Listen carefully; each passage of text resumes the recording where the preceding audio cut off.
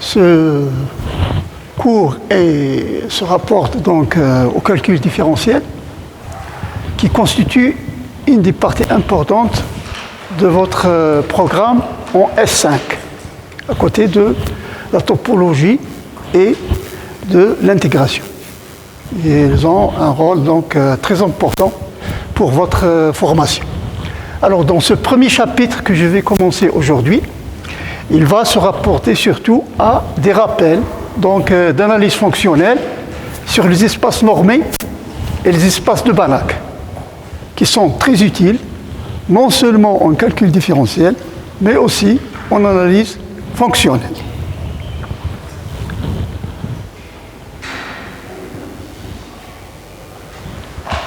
Alors, est-ce que c'est assez visible? Non? Pourquoi je me demande bien pourquoi il y a donc alors outils. Là c'est bon? Là c'est bon.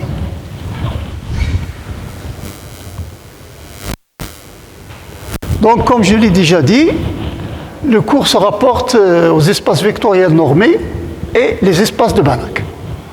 On va commenter d'abord par la définition donc la définition d'une norme. Donc un espace vectoriel normé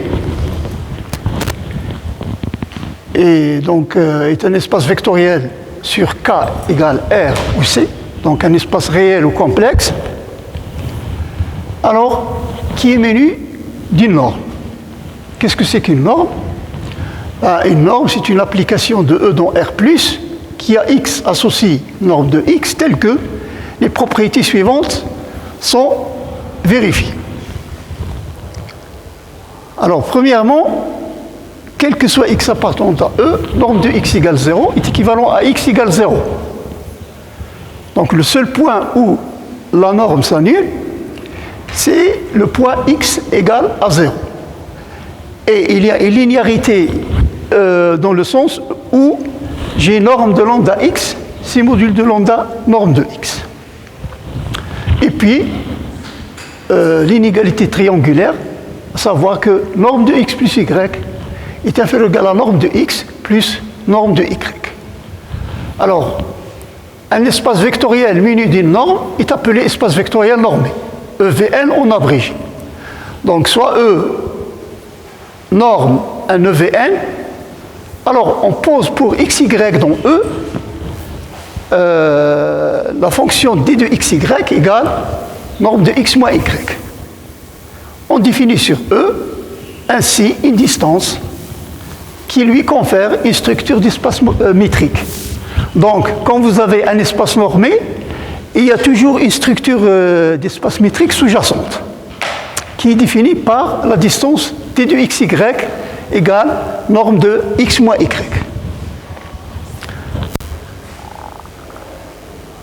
Alors, ensuite, xn, l'élément de E, converge vers A, si norme de xn moins A tend vers 0.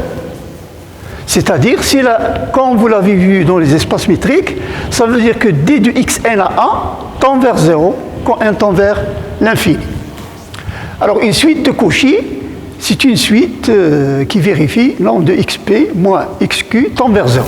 Donc si vous revenez vers la définition d'une suite de Cauchy dans un espace métrique, vous trouverez que également c'est la même chose. Alors une suite xn est disbornée si la norme de xn est majorée par une constante m. Donc j'ai ici la définition d'une suite bornée. Exemple. Alors, on peut considérer, par exemple, l'ensemble B de AK, c'est l'ensemble des fonctions continues de A vers K. A est un ensemble en vide. K étant égal toujours à R ou C. Menu de la norme de F égale sup du module de F de X pour X appartenant à A.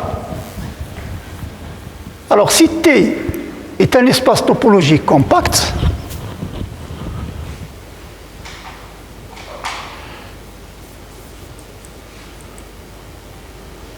on considère C de TK, c'est l'ensemble des fonctions qui sont définies de T vers K avec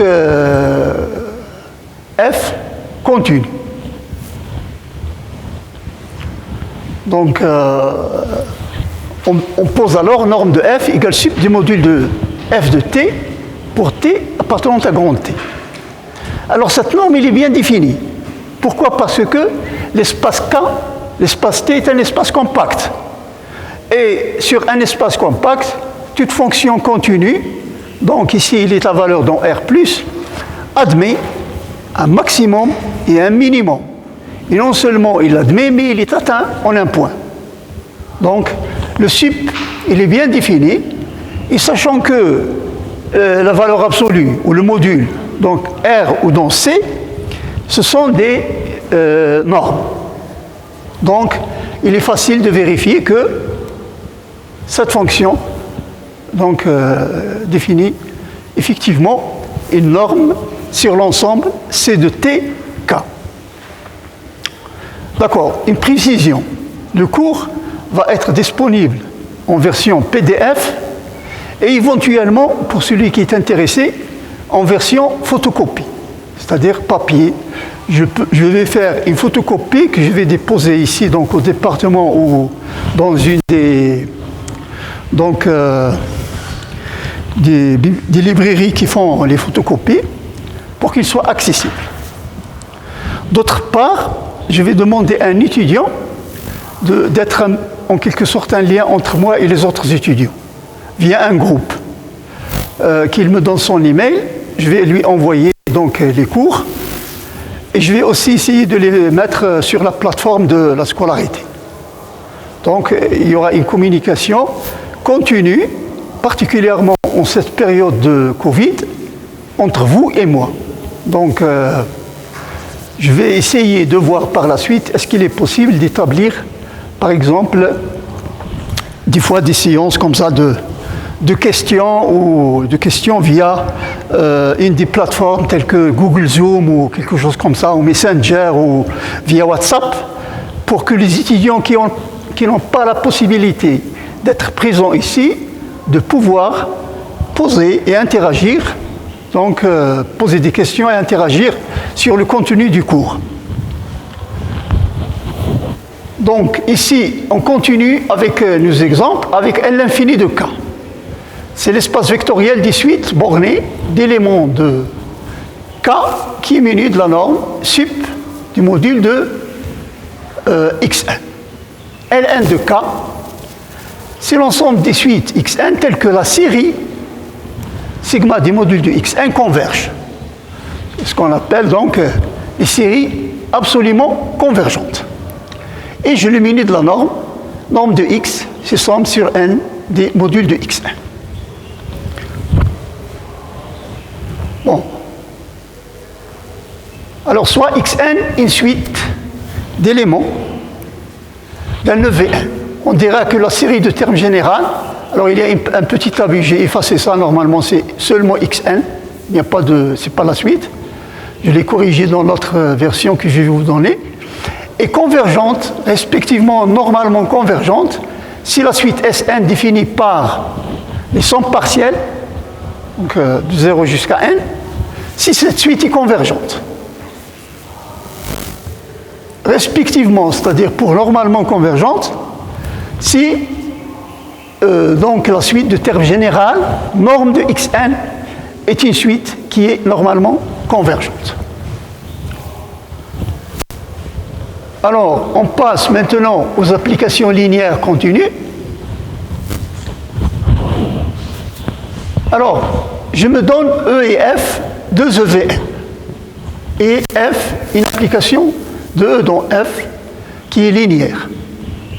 Alors, les PSSE, ça veut dire les propriétés suivantes, sont équivalentes. F est continu en tout point de E. F est continu en 0. Sup des normes de f de x pour norme de x inférieure ou égale à 1 est fini. Bon, l'implication 1 implique 2 est évidente, puisque c'est vrai en tout point, c'est en particulier vrai au point 0. 2 implique 3. Supposons f continue au point 0.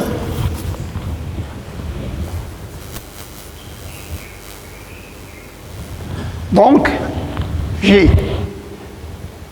l'existence d'un R strictement positif tel que l'image de la boule de centre 0 de rayon R est contenue dans la boule unité.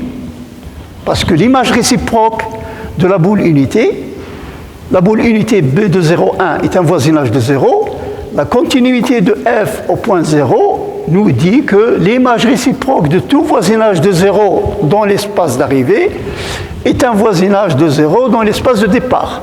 Donc ici, j'ai f-1 de ceci, ça veut dire B de 0R est contenu de f-1 de ça. Ça veut dire que f de ça, de B de 0R, est contenu dans B de 0R.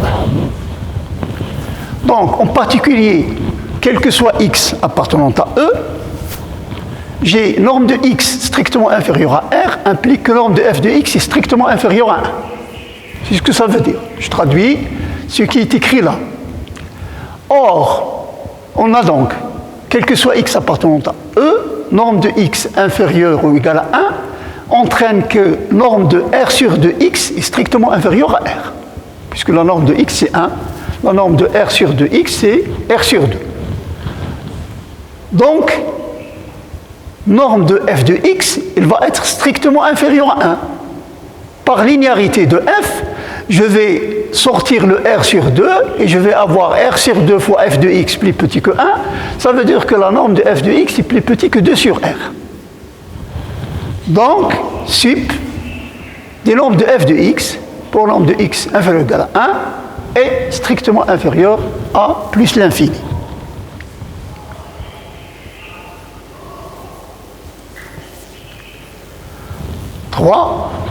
Implique 1. Alors, supposons que norme de f de x est plus petit que 1. Norme de f de x finie, pardon, pour norme de x inférieure ou égale à 1. Donc, il existe M strictement positif, tel que norme de x inférieure ou égale à 1 implique norme de f de x est inférieure ou égale à 1. Donc, on traduit ce qui est écrit.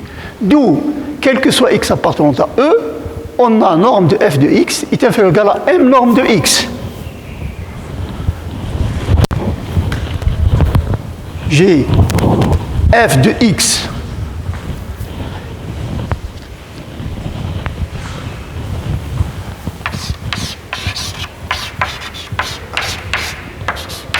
est inférieur ou égal à m si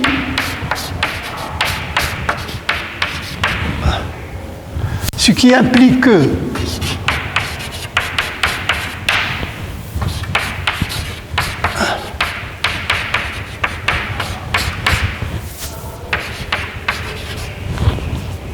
par la linéarité de f, je sors le 1 sur norme de x, je le ramène à droite, ça implique que norme de f de x est plus petit que m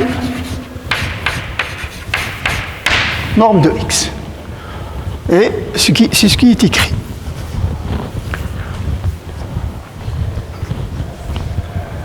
Donc, j'ai f de x inférieur ou égal à m, f de x inférieur ou égal à m norme de x. Alors, quel que soit a appartenant à E, on a f de x moins f de a, c'est f de x moins a, par la linéarité de f. Donc, f de x moins f de a est inférieur ou égal à m norme de x moins a. Et ceci montre que la fonction est continue. Parce que si j'ai une suite xn qui tend vers a, j'ai xn qui converge vers a, quand un tend vers plus l'infini, implique que f de xn moins f de a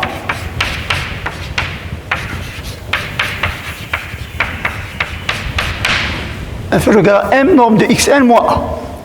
En faisant tendre n vers l'infini, ça tend vers 0, donc f de xn tend vers f de a.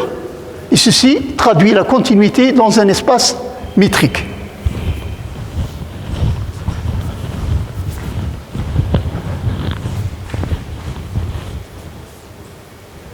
Alors, on notera L de EF, c'est l'ensemble des fonctions f de E dans f linéaire et continue. Si f appartenant à L de EF, on posera norme de f, c'est le sup sur la boule unité fermée. Il est facile de vérifier que L de EF, menu de cette norme, est un espace vectoriel normé. Le fait que c'est un espace vectoriel, c'est clair, c'est l'espace donc des applications linéaires donc continues, donc la somme de deux fonctions continues et continues, le produit par un scalaire, c'est une fonction continue. Donc, pour vérifier que norme de f est une norme, il suffit donc d'utiliser les propriétés de la norme sur l'espace E. Voilà.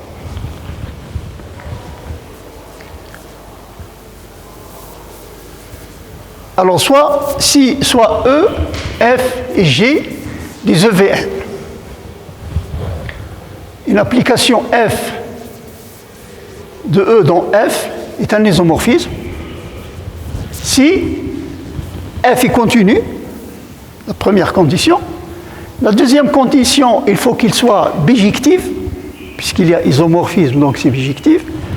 Donc il existe G de F dans E, qui est en plus continu, qui est l'inverse de F. Donc tel que G rang F, c'est l'identité de E, et F rang G, c'est l'identité de F. Donc j'ai F qui va de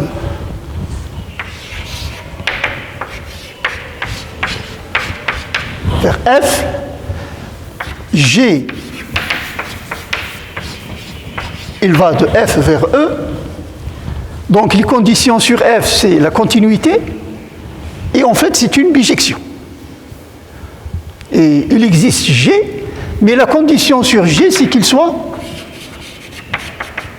continu, tel que F rang G, c'est l'identité de F, et G rang F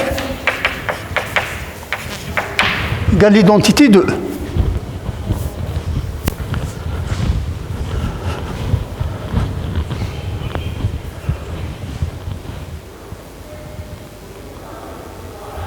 Donc un isomorphisme de E vers F est un homéomorphisme.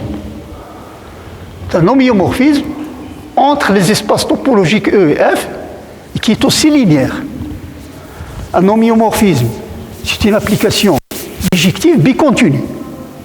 Il n'y a pas de linéarité. Pour les isomorphismes entre espaces normés, il faut qu'il y ait la condition supplémentaire, c'est que l'application en question doit être linéaire. Alors, définition.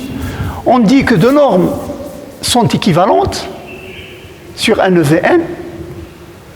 Bon, ici, ça ne paraît pas, mais sur le papier et sur le PDF, c'est beaucoup plus clair. Donc, sur un EVNE sont équivalentes s'il existe deux constantes petit m et grand M telles que positives, telles que m norme de x1 plus petit que norme de x2 est inférieur ou égal à m norme de x1. En quelque sorte, il y a un encadrement de la norme 2 par la norme 1. Et c'est donc la même chose pour norme 1. Je peux ici mettre une autre constante m', norme de x2 est inférieur ou égal à la norme de x1 est inférieur ou égal à m norme de x2. Alors, deux normes sur E sont équivalentes si et seulement si elles définissent la même topologie sur E.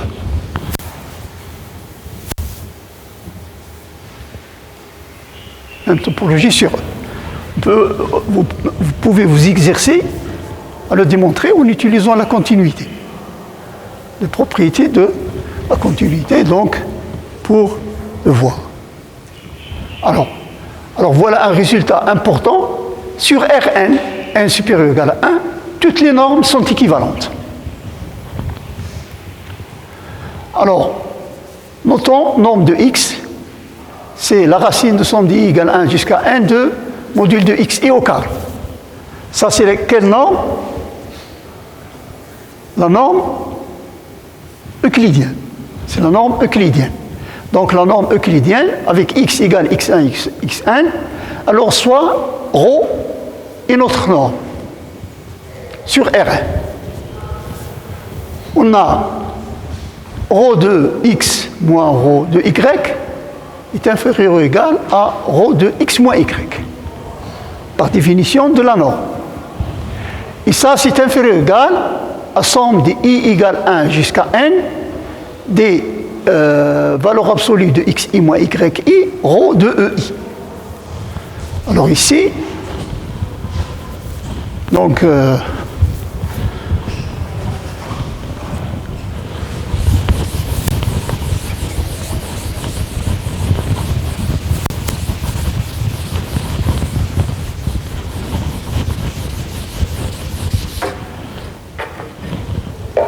alors sur Rn, j'ai la base canonique, E1, E2, En. Donc x égale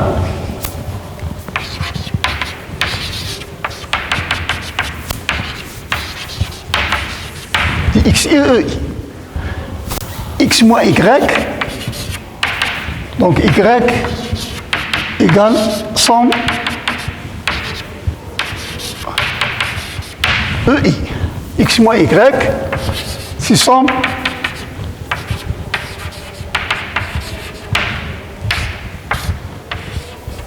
ei. Ce qui implique que ρ de x moins y est inférieur ou égal par l'inégalité triangulaire à somme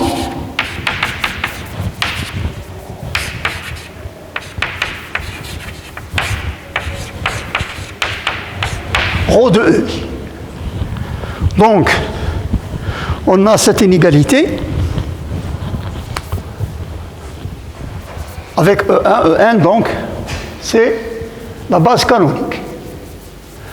Alors sur la sphère S, c'est l'ensemble des x appartenant à Rn tel que norme de x est égale à 1. Ça, c'est un ensemble qui est fermé et borné dans Rn. Il est borné parce que norme de x est égale à 1. Il est fermé parce que si xn converge vers x, avec xn dans la sphère, la norme de xn est égale à 1. Comme la norme est continue, donc, à la limite, j'obtiens que norme de x est égale à 1. Donc, c'est un ensemble fermé borné. Nous sommes en dimension finie. En dimension finie, un ensemble fermé borné est un ensemble compact. Et ρ ne s'annule pas sur S. Donc, toute fonction continue sur un compact admet un minimum et un maximum. Donc, il existe petit m et grand m tel que m inférieur ou égal à ρ de x inférieur ou égal à grand m. Donc, en utilisant l'astuce que pour tout x non nul, j'ai x sur norme de x, il est dans la sphère. X sur norme de x, sa norme c'est 1, donc il est dans la sphère. J'écris ici ρ de x sur norme de x est inférieur ou égal à m, à grand M supérieur ou égal à petit m. En utilisant les propriétés de la norme, je sors le 1 sur norme de x et je trouve m norme de x plus petit que ρ de x plus petit que grand M norme de x. Donc, les deux normes sont équivalentes, puisque j'ai un encadrement de ρ par m norme de x et grand M norme de x. Alors, comme application de ce résultat, on va avoir donc le corollaire suivant.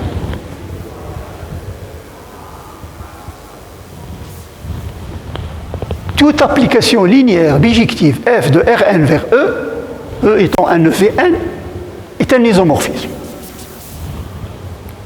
Alors, on remarque que ρ composé avec f de Rn vers R+, est une norme sur Rn.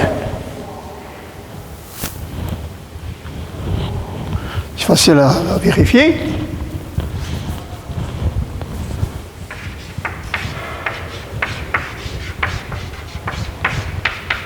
ρ de f de x égale 0, c'est équivalent à f de x égale 0.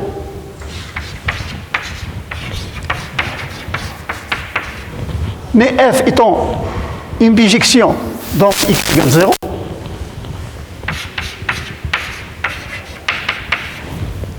deuxièmement,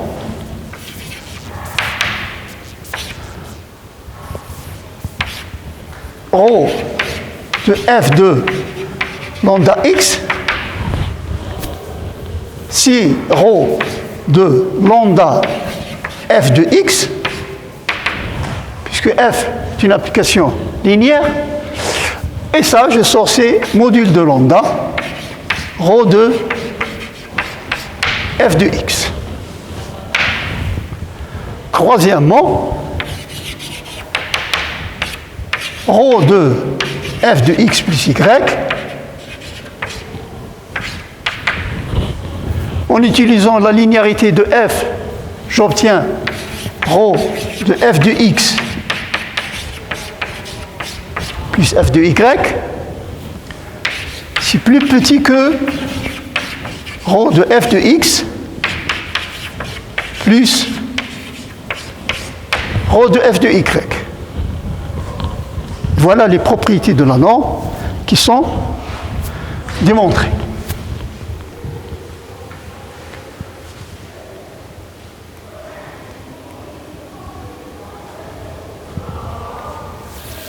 Ici, rho est la norme de E.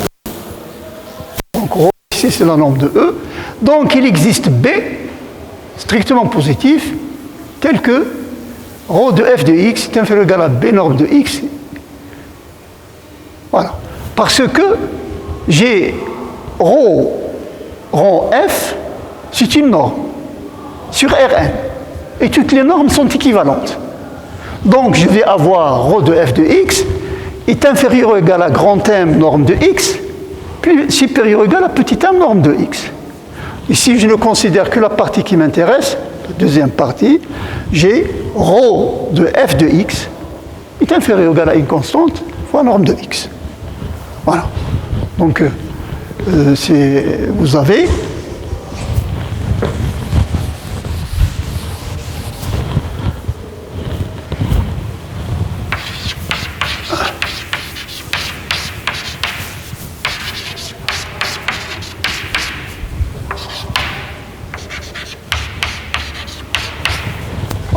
donc ici, je l'appelle B. L'autre, je l'omets, ça ne m'intéresse pas. Donc, rho de f de x est inférieur à B norme de x, ce qui implique que norme de f est inférieur ou égal à B.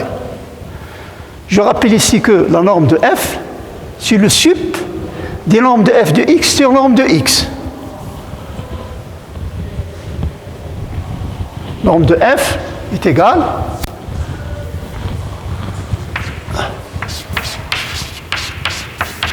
sup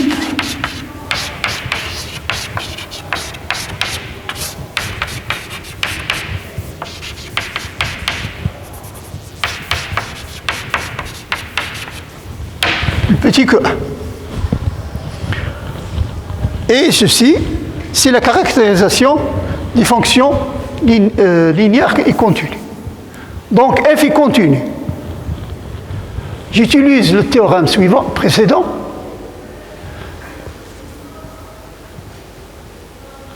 Donc f est continu, f donc de Rn vers E. Donc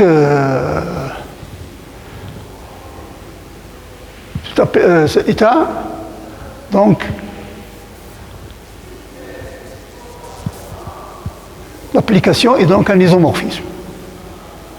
Voilà. Donc, f est continu. Alors, on passe à, je ne sais pas combien il me reste de temps, 33. Voilà. Alors, on passe à la deuxième section, deuxième partie. Donc, il concerne les espaces de Banach. Alors, les espaces de Banach ont été introduits par le mathématicien polonais Stefan Banach. Stefan Banach, qui est un des grands noms de l'analyse fonctionnelle au XXe siècle. C'est un mathématicien né en 1892, décédé en 1945. juste à la fin de la Deuxième Guerre mondiale. Donc, un espace de Banach, c'est quoi? Un espace de Banach est un espace vectoriel normé complet, c'est-à-dire dans lequel toute suite de Cauchy est convergente. Donc, si une suite de Cauchy, si une suite vérifie le critère de Cauchy, cette suite est une suite convergente. Donc, c'est ça la définition des suites donc, de Cauchy. Et donc, un espace de Banach est un espace vectoriel normé complet. Alors, parmi les grands résultats donc, associés à Banach, c'est ce qu'on appelle le théorème, donc le gros théorème de Banach ou l'isomorphisme. Non, pas encore là. Soit un espace de Banach. Donc avant d'atteindre ce résultat, nous passons d'abord par le théorème suivant. Soit un espace de Banach, alors toute série normalement convergente est convergente. Alors soit somme de n égale 0 à l'infini de xn, une série normalement convergente. Donc, somme de n égale 0 à l'infini des nombres de xn converge. En particulier, les deux Cauchy.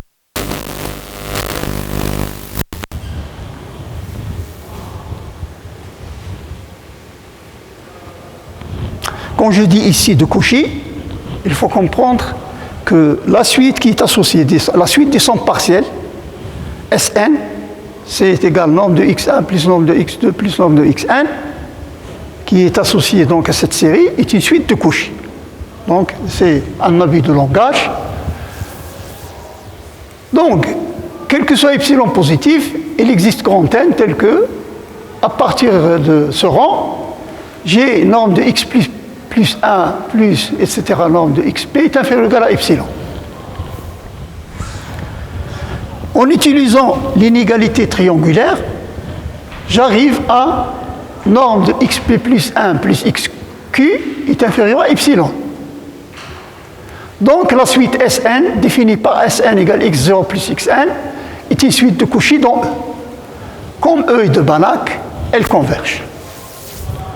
Que j'ai une suite qui est la suite des sommes partielles, donc Sn,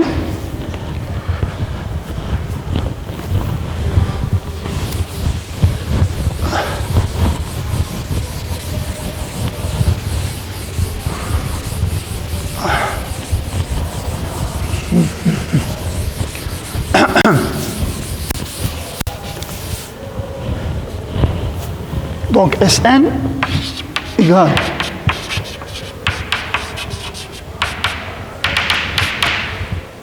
plus xn 10 n. S, qu'est-ce qu'on a écrit ici? Donc SQ moins SP, c'est xp plus 1 xq.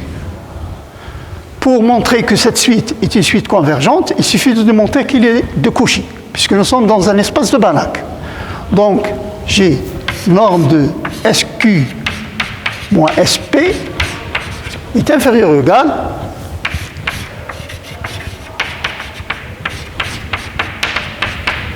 plus norme de XQ. Et ça, c'est strictement inférieur à epsilon. Donc, la suite Sn est de Cauchy, donc ils convergent.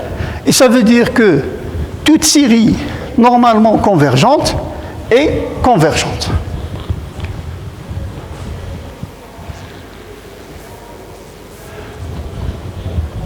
Alors, soit E un espace vectoriel normé et F un espace de Banach. Alors, L de F minu de la norme de T suscipe des normes de T de X pour norme de X inférieure ou égale à 1 pour T appartenant à L de F est un espace de Banach.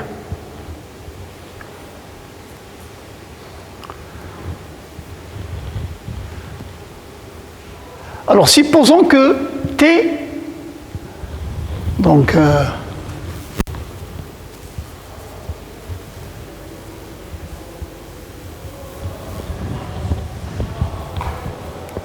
Supposons que Tn n supérieur égale à 1 est une suite de Cauchy dans L de EF.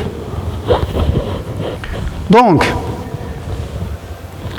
j'ai, quel que soit x appartenant à E, la suite Tn de x est une suite de Cauchy dans F.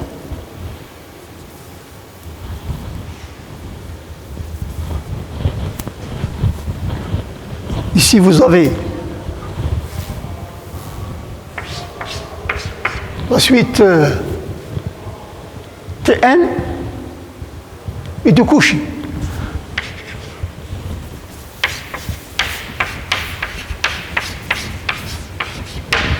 C'est égal à epsilon. Donc, norme de... Ça, c'est le sup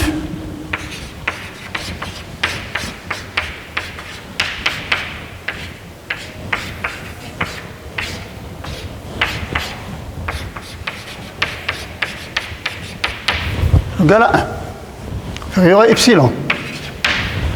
Si x est non nul, j'ai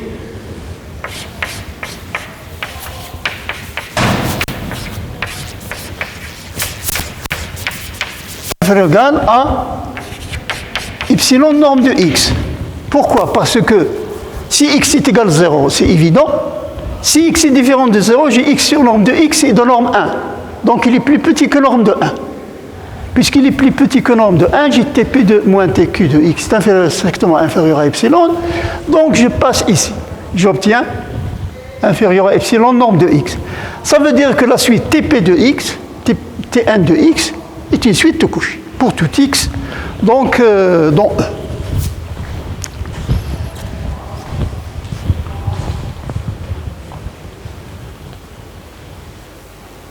Puisque F est un espace de Banach,